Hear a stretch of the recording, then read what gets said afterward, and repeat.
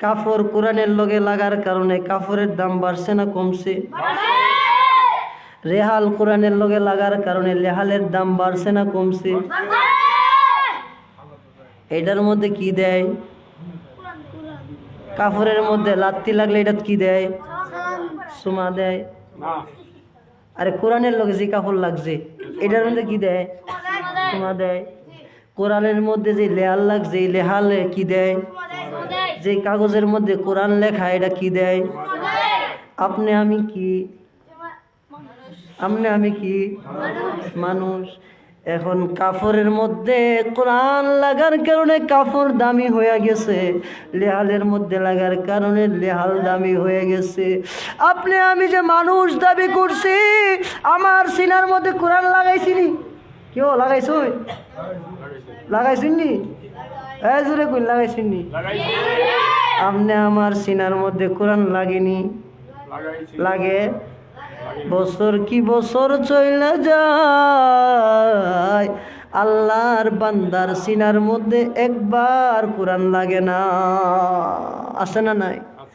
শুধু বছর না, জীবনের 40 বছর 70 বছর চলে যায়, কোরআন দেখে না, কোরআন পড়ে না, কোরআন হাতে নেয় না, কোরআন চুমা দেয় না। আছে না নাই?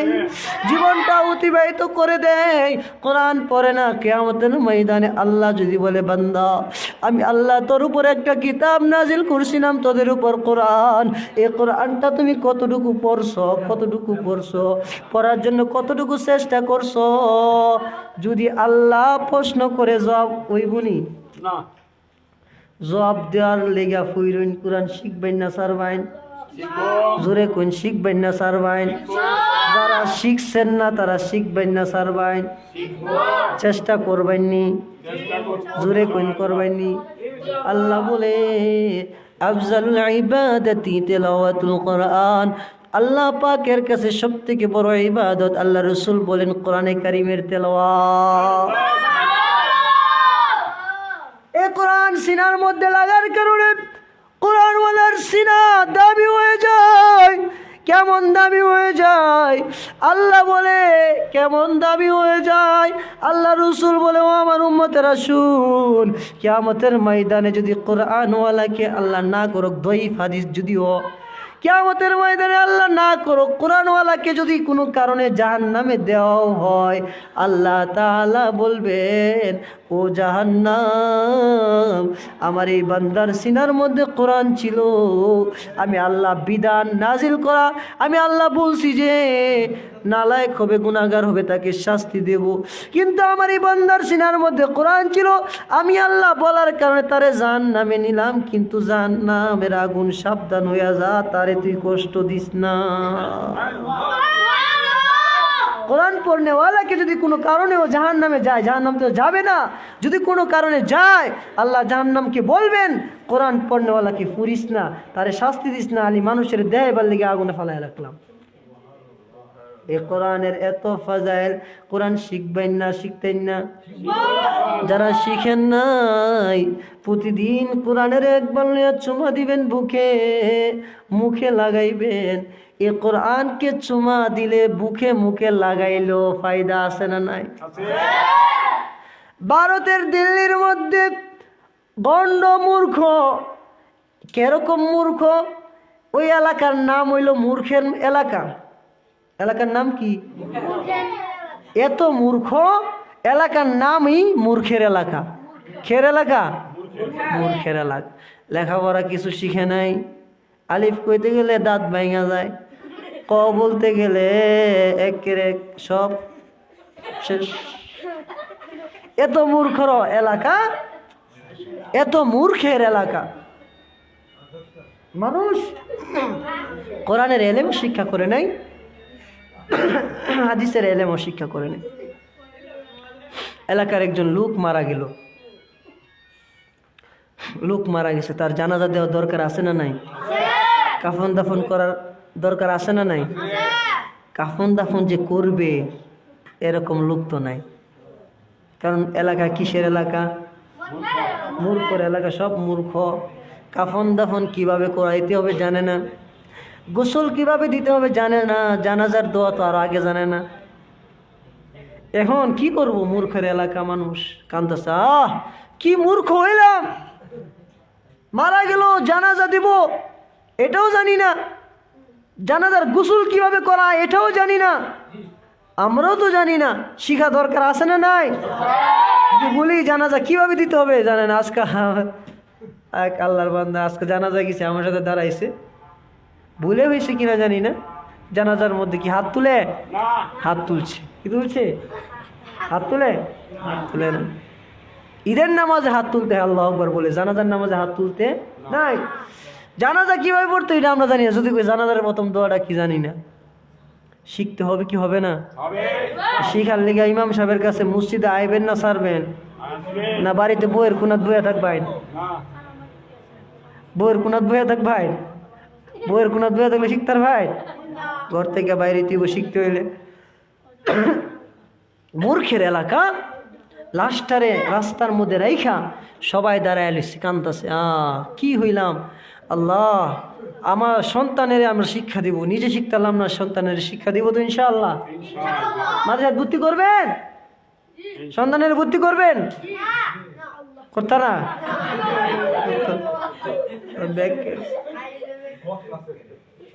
না ব্যাংকের শিক্ষা দেওয়ার লেগে স্কুলে ভর্তি করবেন, প্রাইমারি স্কুলে এখন কি আরো করছে, পক পক ব্যাংক ডাকে, কক কক হাসে ডাকে, এগুলোর ট্রেনিং আমাদের সন্তানের দেওয়া যাচ্ছে।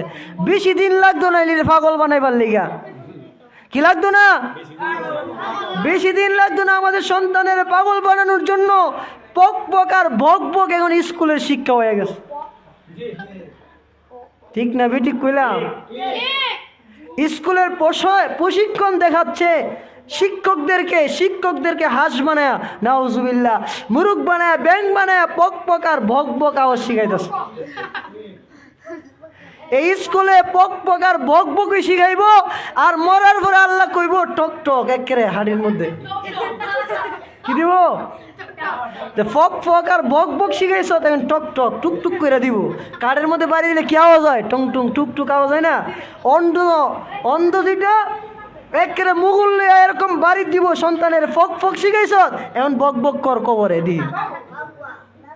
এজন্য ফক বক শিখাইবেন, বক বক শিখাইবেন না, কোরআনের শিক্ষা দিবেন। কোরআনের শিক্ষা কত মধুর, সুবহানাল্লাহ। এজন্য বক বক আর বক বক শিক্ষা দিয়া সন্তানকে জাহান্নামী বানায়েন না, নিজেও জাহান্নামী যান না। বাকি কথা হলো প্রাথমিক অবস্থায় আপনি আপনার সন্তানকে দ্বীনি শিক্ষা দেন। আলহামদুলিল্লাহ, এখন এ কথা বললেও মানে ভুল হবে না।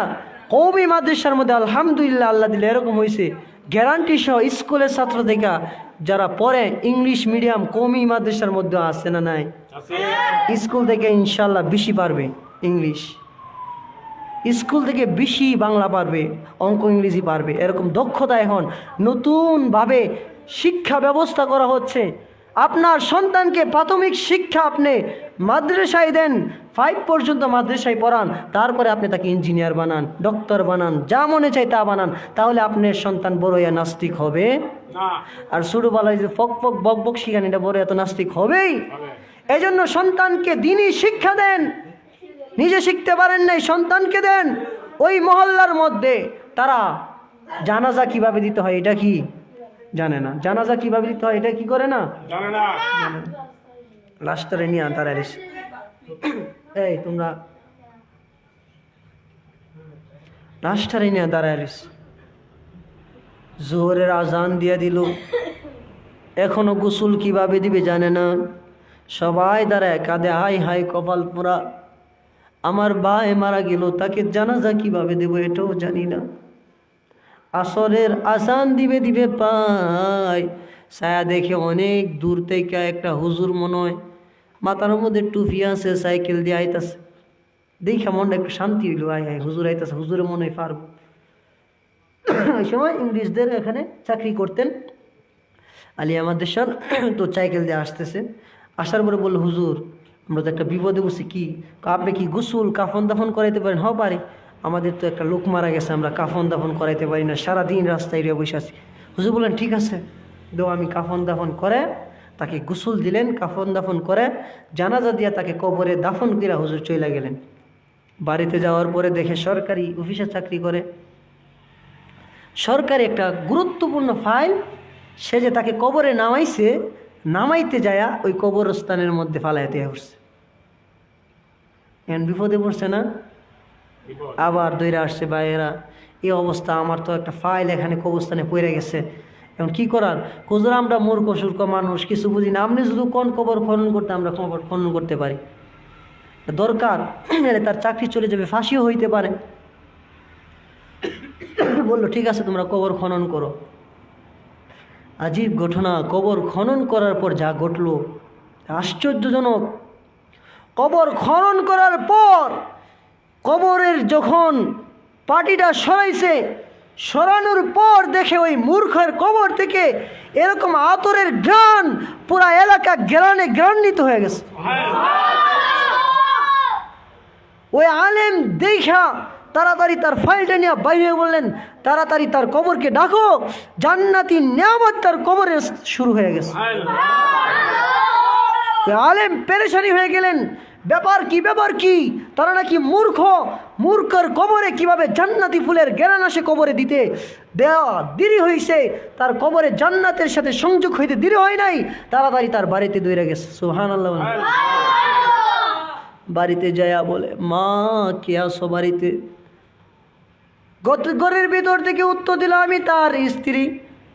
বলে তোমার স্বামী এরকম কি আমল করতো যে আমলের কারণে তোমার স্বামী মূর্খ মানুষ থাকার পরেও তার কবরটাকে আল্লাহ তাআলা জান্নাত বানায় দিছে? ওই স্ত্রী ডাকতে বলে, হুজুর আমার স্বামী এরকম কিছু আমল করতো না, শুধু দেখতাম সারাদিন কাজ করতো, রাত্রিবেলা যখন বাড়িতে আসতো, বাড়িতে আসার পর ওই তক্তার মধ্যে কি একটা বই জানি, ওই বইটা পেছানো, ওই বইটারে হাতে লইয়া উজু কইরা তো দেখতাম হাতে লইয়া বইটারে চুমাইতো আর বলতো, চোখের পানিগুলো ছেড়ে ছেড়ে কাঁদতো আর বলতো, এটা আমার রবের কালাম, এটা আমার রবের কালাম, এটা আমার রবের কালাম। হাতগুলো আয়াতের মধ্যে হাতগুলো বুলাইতো আর বলতো, এটা আমার রবের কালাম, এটা আমার রবের কালাম, এটা আমার রবের কালাম। দেখতাম আমার স্বামী ওই কিতাবের মধ্যে হাত বুলায় আর বলে আমার রবের কালাম, পড়তে তো পারে না, শুধু বলতো আমার রবের কালাম, রবের কালাম, আর চক্ষু দিয়া পানি ঝরতো, কাঁদতো। এ আমলটা শুধু আমার জামাইকে করতে দেখেছি, আর কোনো আমল দেখি নাই। পাই ঘন্টা গাড়ি বৈশা বাড়িতে কাঁদতো আর বলতো, আমার রবের কালাম, হাযা কালামু রব্বি, হাযা কালামু রব্বি, হাযা কালামু রব্বি। আমার স্বামী বলে কাঁদতো। ওই আল্লাহর ওলি আলেম ডাকতে বলে, স্ত্রী আর বলতে হবে না, বুঝেছি কোরআনের প্রতি তোমার স্বামীর এই মহব্বত থাকার কারণে আল্লাহ তাআলা তার কবরটাকে রিয়াজুল জান্নাত, জান্নাতের বাগান বানায় দিছে। এই জন্য কোরআন চুমাও যে দেয় তারও দাম বেড়ে যায়, কোরআন বুকে যে লাগায় তার দাম তো বেড়ে যায়, আর কোরআনের উপর যে আমল করে তার দাম তো আল্লাহ আকাশচুম্বী করে দেয়। এই জন্য কোরআন আল্লাহ বলে, কোরআন এরকম কোরআন, আলহামদুলিল্লাহিল্লাযী আনজালা আলা দিন কিতাব, এটা এরকম কিতাব যে আল্লাহ তার বান্দার উপর নাজিল করেছে। এই কোরআনের মধ্যে কোনো বক্রতা নাই, এই কোরআনের মধ্যে কোনো বক্রতা নাই, এই কোরআনের মধ্যে কোনো সন্দেহ নাই। মুসলমান আমি দাবি